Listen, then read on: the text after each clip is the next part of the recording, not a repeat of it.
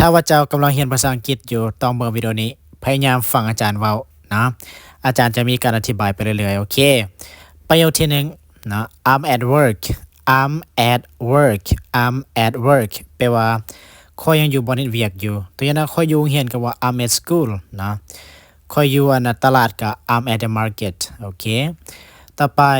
นะ I'm looking for a job I'm looking for a job แปลว่าข้อยกำลังหาเวียกเฮ็ดอยู่นะตัวนี้เฮาอาจสิเว้ากับผู้ใดผู้หนึ่งนะโอ้ข้อยกำลังหาเวียกเฮ็ดอยู่ I'm looking for a job นะโอเคครับต่อไป one minute please one minute please one minute please แปลว่าท่า1นาทีเด้อนะเวลานี้ก็คือเฮาจะใส่เว้าในเวลาที่ผู้ใดผู้หนึ่งห้องขอให้บางสิ่งบางอย่างแต่ว่าเฮาต้องใช้เวลาหน่อยนึงเฮาก็ว่า one minute please โอเคต่อไปเนาะ don't ask me again don't ask me again don't ask me again นะแปลว่าห้ามถามข้อยอีกเด้อนะบ่ต้องถามข้อยอีกนะหมายความว่าอาจจะเป็นการถามหาเงินบ่ไปขอยืมเงินบ่เฮาก็ว่า don't ask me again หรือว่าอาจจะถามคำถามแบบยากๆอีกต่างๆที่เฮารำคาญเนาะก็เลยว่าคำนี้ don't ask me again โอเคคำต่อไปเนาะ please wait in line please wait in line please wait in line แปลว่ากรุณาต่อแถวก่อนเด้อนะอันนี้เฮาอาจสิเว้ากับลูกค้าเนาะรอท่า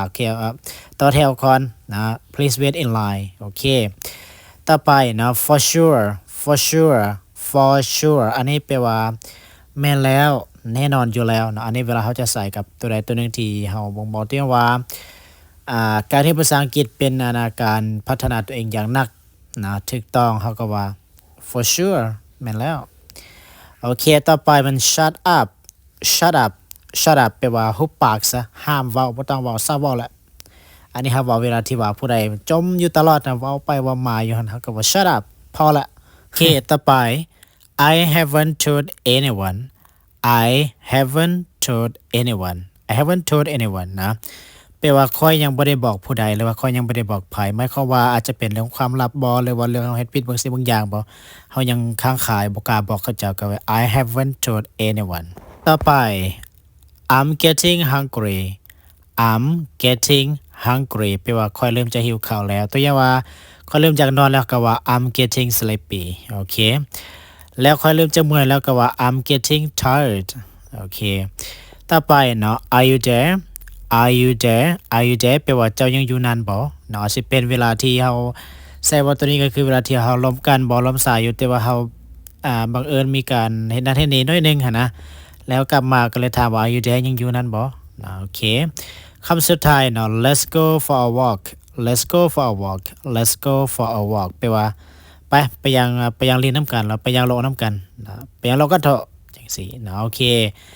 เจ้าเป็นผู้หนึ่งบ่ที่ว่าจะเว้าภาษาอังกฤษได้แต่บ่ฮู้ว่าสิเริ่มต้นจากจุดใดนะและก็อีกอย่างเรียนมาหลายปีหลายเดือนหลายปึ้มแล้วแต่ก็ยังตอบโจทย์ตัวเองบ่ได้นะถ้าเจ้าเป็นจังซั่นอาจารย์แนะนำปึ้มตัวนี้เลยปึ้มตัวนี้จะเป็นปึ้มศูนย์รวมประโยคภาษาอังกฤษเลยก็คืออาจารย์จะเอาประโยคเอาสำนวนหรือว่าเอาเป็นประโยคถามตอบจะอยู่ในปึ้มนี้เพื่อเป็นการสื่อสารให้เฮาเข้าใจและก็ให้เฮาใช้เป็นนะก็คือเรียนแล้วก็ใช้ได้เลยอาจารย์การันตีเลยปึ้มตัวนี้ช่วยปลดล็อกภาษาอังกฤษเจ้าได้ช่วยตอบโจทย์เจ้าได้แน่นอน 100% นะขอเพียงแต่เจ้าตั้งใจเรียนแล้วก็เฮ็ดเป็นนิสัยนะเรียนทุกมื้ออาจารย์การันตีเลย1เดือนเจ้าสามารถเว้าภาษาอังกฤษได้จากปึ้มตัวนี้นะเพราะว่าในปึ้มนี้อาจารย์แถมเคล็ดลับแล้วก็แถมแอปเรียนเพิ่มเติมอีกแอปเรียนฟรีๆแบบจะช่วยให้เฮาเรียนได้หัวนึงเพียงแต่ 199,000 กีบเท่านั้น